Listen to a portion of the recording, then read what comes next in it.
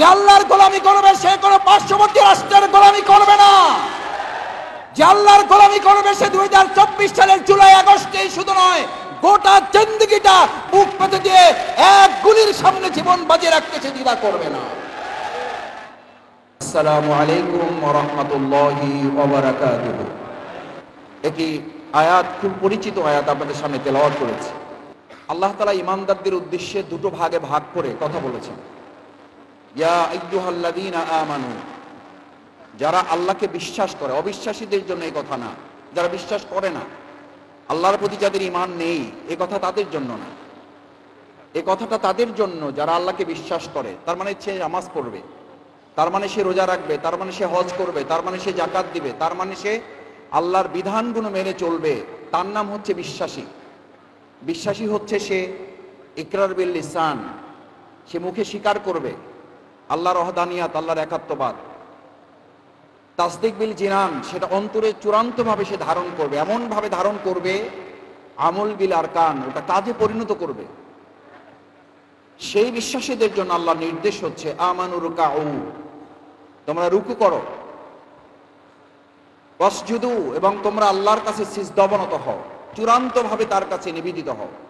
ওয়াবুদু, তার গোলামি করো, তার দাসত্ব করো। ওয়াফআলুল খায়র, এই রুকু করা ব্যক্তি, এই আল্লাহর কাছে সিজদা করা ঈমানদার, ওয়াবুদু এবং আল্লাহর গোলামি দাসত্ব করা ঈমানদারদের জন্য এবার আল্লাহর বিধান হচ্ছে, আল্লাহর সিদ্ধান্ত হচ্ছে ওয়াফআলুল খায়র, সমাজের কল্যাণে তোমরা নিজেকে নিবেদিত করো, এটার জন্য তোমরা কাজ করো। তোমরা শুধু রুকুকারী হবে না, তোমরা শুধু সিজদাকারী হবে না, তোমরা শুধু আল্লাহর দাস, আল্লাহর গোলামি, নামাজ রোজা হজ জাকাতের মাধ্যমেই তোমাদের কাজ শেষ করবে না। ওয়াফআলুল খায়র, এবার তোমরা সমাজের কল্যাণে নিবেদিত করো। তাহলে কি হবে? লাআল্লাকুম তুফলিহুন, তাহলেই তোমরা সফল হবে। তাহলে তোমাদের 2024 সালের জুলাই আগস্টের গণ অভ্যুত্থানকে পরিপূর্ণ সংস্কারে রূপান্তরিত করা যাবে। রুকুকারী ব্যক্তিরাই, রুকুকারীগণই হবে পরোপকারী। যিনি রুকু করেন, যিনি সিজদা করেন, যিনি আল্লাহর হক আদায় করেন। অর্থটা হচ্ছে দুভাগে বিভক্ত। সম্মানিত ওলামায়ে কেরাম, শ্রদ্ধেয় শিক্ষক মণ্ডলী, আমার সুধীবৃন্দ, আয়াতটা দুভাগে বিভক্ত। ইয়া আইয়ুহাল্লাযীনা আমানু রুকাউ ওয়াসজুদু ওয়া'বুদু রাব্বাকুম ওয়াফআলুল খায়র, যারা আল্লাহর হক আদায় করে, আল্লাহ বোঝাতে চাচ্ছেন, বলতে চাচ্ছেন, স্মরণ করাচ্ছেন, আপনাকে এই দায়িত্ব অর্পণ করছেন। যারা নামাজ পড়বে, রুকু করবে, সিজদা করবে, আল্লাহর গোলামি করবে, তারা যেন নামাজ রোজা হজ জাকাত মসজিদ পরিচালনা করে সেগুন বাগিচার নূর মসজিদের দায়িত্ব পালন শেষ করে এই বাজার এবং অত্র এলাকার দায়িত্ব যেন একজন বেনামাজির হাতে ছেড়ে না দেয়।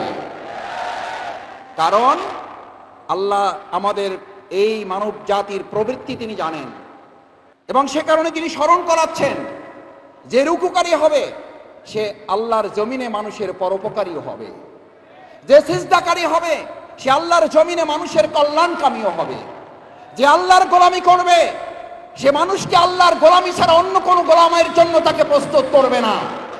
সে কোনো ব্যক্তির গোলামি করবে না, সে তার বাপের গোলামির জন্য বলবে না, সে কোনো দাসত্ব আধিপত্যবাদীর গোলামি করার জন্য প্রস্তুত থাকবে না। তার চেয়েও সুন্দর অর্থ হচ্ছে, মুফাসসিরে কেরামগণ বলেন, ইয়া আইয়ুহাল্লাযীনা আমানু রুকাউ, রুকুকারীগণ, সিজদাকারীগণ, আল্লাহর গোলামিকারীগণ, আল্লাহর দাসত্বকারীরা, যে আল্লাহর হক আদায় করে, ওই ব্যক্তি কেবল সমাজ এবং রাষ্ট্রে, ব্যক্তি এবং পরিবারে মানুষের হক আদায় করতে সে প্রতিজ্ঞাবদ্ধ থাকে।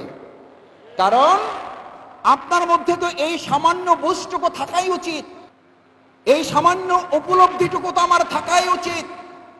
এই বোধটুকু তো আল্লাহ আমাদেরকে দিয়ে পাঠিয়েছেন।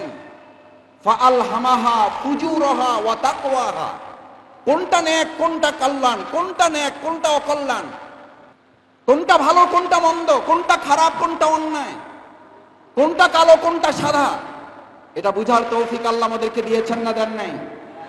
আচ্ছা, আপনাকে একটা সামান্য কোশ্চেন করি, একটা বিবেকের কাছে আপনার কাছে জানতে চাই, সম্মানিত সুধীবৃন্দ, আমার শ্রদ্ধেয় মুসল্লিয়ানে কেরাম, সেগুন বাগিচার ব্যবসায়ী নেতৃবৃন্দ, ভাই এবং বন্ধুগণ, যে ব্যক্তি ঈমানদার হওয়ার পর, আল্লাহকে বিশ্বাস করার পর, আল্লাহর হক আদায় করে না, আল্লাহর হক ঠকায়, আল্লাহর হক ফাঁকি দেয়।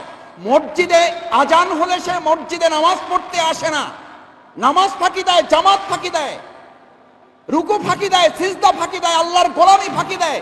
ওই লোক আপনার হকে ফাঁকি দেবে না, তার নিশ্চয়তা পৃথিবীতে কে দেবে আপনাকে? একথা খুব সহজভাবে বোঝা যায়। আল্লাহর হক আদায় করে না, সে নিশ্চিতভাবে বলা যাবে সে মানুষের হক আদায় করবে না। যে আল্লাহর হক ফাঁকি দেয়, যে আল্লাহর হক মেরে খায়। আল্লাহর হক মেরে খাওয়া মানে কি? আল্লাহকে মানুষের খাইতে চান না পড়তে চান, থাকতে চান না ঘুমাতে চান? আল্লাহর হক হচ্ছে আল্লাহ তাআলা যে বিধান দিয়েছেন, আলা লাহুল খালকু ওয়াল আমর, আইন যার, সৃষ্টি যার, আইন চলবে তার। এটা হচ্ছে আল্লাহর হক। এই হক যারা ফাঁকি দেয়, আপনি নিশ্চিত থাকতে হবে তারা বান্দার হক আদায় করবে না। আপনার নিশ্চিত থাকতে হবে যে ব্যক্তি রুকুকারী হবে আল্লাহর কাছেই শুধু মাথা নত করবে, সে ব্যক্তি চাঁদাবাজের কাছে মাথা নত করবে না। যে আল্লাহর গোলামি করবে সে কোনো পার্শ্ববর্তী রাষ্ট্রের গোলামি করবে না। যে আল্লাহর গোলামি করবে সে 2024 সালের জুলাই আগস্টেই শুধু নয়, গোটা জিন্দেগিটা বুক পেতে দিয়ে এক গুলির সামনে জীবন বাজি রাখতে সে দ্বিধা করবে না। সম্মানিত ভাই এবং বন্ধুগণ, তাই আসুন আল্লাহ সুবহানাহু ওয়া তাআলা যে সুন্দর বিধান আমাদেরকে দিয়েছেন, লাআল্লাকুম তুফলিহুন, তোমরা যদি সফল হতে চাও, দখলদারদের বিরুদ্ধে যদি সফল হতে চাও, চাঁদাবাজদের বিরুদ্ধে যদি সফল হতে চাও। আমাদের তরুণ যুবকেরা এখানে অধিকাংশ ভাইদের আসার সময় দেখলাম, আমি তরুণ যুবক ভাইদের কাছে জিজ্ঞেস করতে চাই, আমাদের রাস্তাঘাটে এখন প্রায় একটা কথা বলে, আমাদেরকে জানতে চায়, মাসুদ ভাই আগে ছিল এটা যে লাউ এসে আমাদেরকে বলতো এখন এটা দেন, চাঁদা দিতে হবে। আগে এসে কদু বলতো, এখন মাদক পাওয়া যায় কোন দোকানে, দোকানের ঠিকানা বলেন। ওনারা জানতে চান, মাসুদ ভাই যদি যেই লাউ সেই কদু হয়, সেই লাউ এবং কদুর দাঁড়িপাল্লায় যদি শফিকুল ইসলাম মাসুদও দাঁড়িয়ে যায়, আমি সেগুন বাগিচার এই সম্মানিত গণ্যমান্য ব্যক্তিবর্গ এবং ব্যবসায়ী নেতৃবৃন্দ সহ ভাই বন্ধুগণকে জিজ্ঞেস করতে চাই, আমাদের গ্রামে গঞ্জে ঢাকা শহরে বিভিন্ন জায়গায় এখন কথা উঠেছে 2024 সালের জুলাই আগস্টের গণ অভ্যুত্থানের পর বাংলাদেশকে আর একটা যেই লাউ সেই কদুতে আর যে জনগণ দেখতে চায় না। সেই যেই লাউ কদুর সামনে যদি শফিকুল ইসলাম মাসুদ দাঁড়িয়ে যায়, তাকে প্রতিরোধ করার জন্য কি আমরা প্রস্তুত থাকবো? সেই লাউ কদুর সামনে যদি হাসান হাবিব দাঁড়িয়ে যায়, তাকেও প্রতিরোধ করতে আমরা কি অঙ্গীকারবদ্ধ থাকবো? যদি তা করা যায় তাহলে আল্লাহর বিধান এই সমাজে কার্যকর হবে। এই আয়াত আমাদের জন্য প্রযোজ্য হবে, ইয়া আইয়ুহাল্লাযীনা আমানু রুকাউ, রুকুকারীগণ এক আল্লাহ ছাড়া কার গোলামি করে না, চাঁদাবাজদের সামনে মাথা নত করবে না, দখলদারদের সামনে মাথা নত করবে না, যেই লাউ সেই কদর স্লোগান দিয়ে জাতিকে আর বিভ্রান্ত তারা করবে না। তাই আসুন সম্মানিত ওলামায়ে কেরামগণ, শ্রদ্ধেয় শিক্ষক মন্ডলী, অত্র এলাকার গণ্যমান্য ব্যক্তিবর্গ, আমার সম্মানিত ভাই বন্ধুগণ, যারা মাইকের আওয়াজ শুনছেন, আমাদের মা এবং বোনেরা, আমরা আপনাদেরকে অনুরোধ করতে চাই, আমাদের এই প্রিয় ঢাকা, এই ঢাকার রাজধানী পল্টন, সেই পল্টন শাহবাগের গুরুত্বপূর্ণ নার্ভ হচ্ছে এটা, এখান থেকে গোটা বাংলাদেশ নিয়ন্ত্রণ হয়।